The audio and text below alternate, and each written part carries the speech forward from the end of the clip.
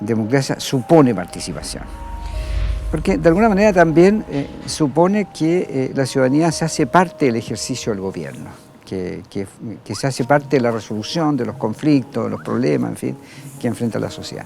Ahora, el tema es cómo concebir la participación, cómo vamos a hacernos parte del gobierno, del ejercicio del gobierno. Y yo creo que hay preguntas muy abiertas, sobre todo en el campo de lo territorial. Y quizás ahí vamos a tener que aprender de los mapuches, porque los mapuches saben de territorio y se han planteado el tema de la soberanía territoriales, la gestión territorial, y nosotros tenemos municipios muy poco democráticos, heredados prácticamente de dictadura, poca tradición de gobiernos locales. Por lo tanto, nosotros vamos a tener que repensar muy bien cómo se produce la participación desde la base misma de la sociedad, que son los territorios. Pienso que la participación es consustancial a la idea de democracia. Implica en primer lugar una identificación de la persona con el entorno, con quienes lo rodean. Precisamente la no participación es la norma de la no democracia, de la dictadura. Eso lo sabemos muy bien en el proceso que se da en Chile entre 1973 y 1989-90. Las decisiones tan drásticas que se tomaron en lo fundamental, en la estructura y función de la sociedad chilena, se hacen sin ninguna participación.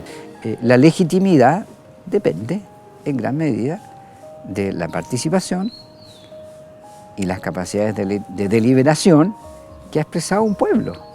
O sea, un pueblo que no participa y que le está prohibido deliberar, ¿cómo puede tener instituciones legítimas? No puede tener instituciones legítimas, no son legítimas. Por lo tanto, podríamos decir que la deliberación es básicamente un acto lingüístico, es un ejercicio lingüístico. Y la pregunta es, ¿qué importancia puede tener el ejercicio lingüístico para la democracia? Que esto se ha ido convirtiendo en un problema cada vez más central, porque hemos ido descubriendo que el lenguaje produce realidad. Dependiendo cómo nombramos socialmente las cosas, es qué es lo que entendemos y definimos qué es la realidad. Y esto en el caso chileno, yo diría por razones de cultura nacional, es tanto más relevante porque Chile se caracteriza en América Latina por ser un país de eufemismos, ¿no? Un país que se nombran las cosas a media. Sumado a eso, nosotros tenemos un problema de control de los medios de comunicación exagerado, extremo, que se produce en dictadura y que se prolonga en democracia. Un par de empresas grandes definen qué podemos ver, qué vamos a escuchar, cómo se nombra el mundo. Bueno, pero finalmente yo diría también que la deliberación, el acto de nombrar las cosas, es la que nos convierte en sujetos políticos. En esto yo sigo la tradición freiriana, ¿no? Paulo Freire decía, la humanidad no es muda. La humanidad necesita pronunciar el mundo porque pronunciando el mundo lo vamos transformando. Pero si no podemos nombrar las cosas, en la cultura del silencio, lo que se van produciendo son distorsiones, ¿no? Y yo creo que en el caso chileno esto es muy gráfico. ¿Qué legitimidad puede tener la construcción del Estado si hasta ahora no hemos tenido ninguna constitución vigente como producto de una asamblea constituyente? La última asamblea constituyente fue en 1828. Y duró muy poco y se acabó con la guerra civil del 30. Y la del 33 es constitución impuesta, la del 25 impuesta en plebiscito por los militares, y la del 80 en plena dictadura. O sea, no tenemos, y eso incluso yo creo que ha sido un tema muy relevante, no tenemos tradición constituyente. Y la no resolución de estas preguntas conduce al individualismo más radical, ¿no? Conduce a la idea de que somos solos.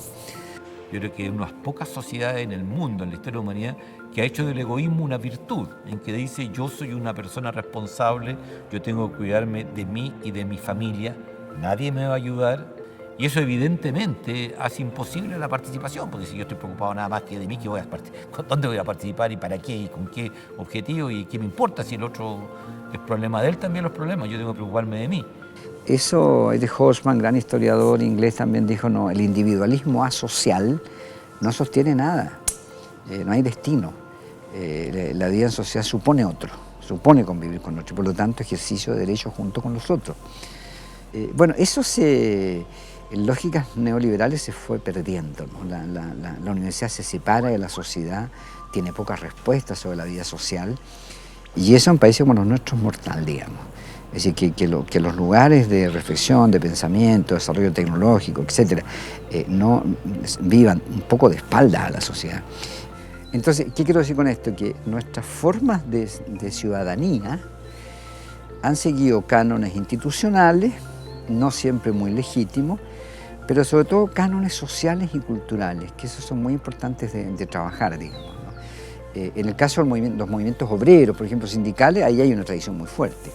Pero también a veces hay otras tradiciones que tienen que ver con las iglesias, por ejemplo, ¿no? Lo que representa las prácticas religiosas, nuestras poblaciones de barrio.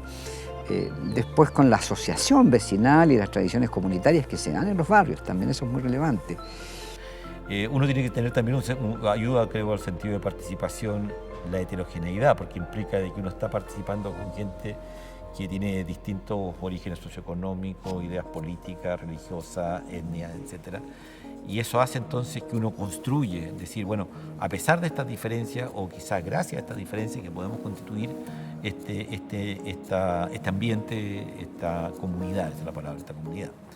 Los valores que se imponen ahí tienen que ser valores de democracia, tienen que ser valores de participación, como hemos dicho, pero también tienen que ser valores de identidad con un determinado proyecto y yo diría que tiene que haber un ambiente pedagógico, ¿ya? Como consustancial a la universidad de enseñanza y aprendizaje permanente recíproco, ¿ya? Y tiene que ser inclusivo, o sea, tienen que haber gente de muchos orígenes. Y yo creo que últimamente también la ciudadanía se empieza a constituir en movimientos más sistemáticos, más estructurados, con contenidos y enfoques nuevos, que es lo que pasa, por ejemplo, con el feminismo. El feminismo es un movimiento social, a mi juicio, probablemente el más relevante de principios del siglo XXI, digamos. Y esas lógicas no son puramente electorales, son lógicas y tampoco puramente institucionales, son también culturales, son de deconstrucción, son de reconstrucción de la propia vida, con los hijos, con las parejas, en fin. O sea, esos procesos son, a mi juicio, de alto interés y eso fundan legitimidad, digamos, ¿no?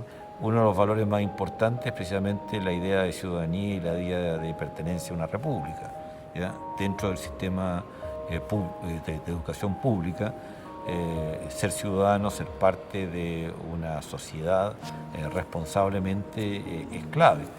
En general, la educación pública incentiva mucho más que el mérito, que la ganancia individual, o que los objetivos que tienen que ver con la persona, con el individuo, incentiva a que cada uno se vea como parte de una sociedad, ser un ciudadano responsable, ser un ciudadano reflexivo y ser un ciudadano propositivo, y que en ese contexto uno participa de la sociedad. Desde lo primero es un factor identitario, es decir, yo soy parte de esto. Eso tiene que darse en todo, digamos, o sea, no tiene sentido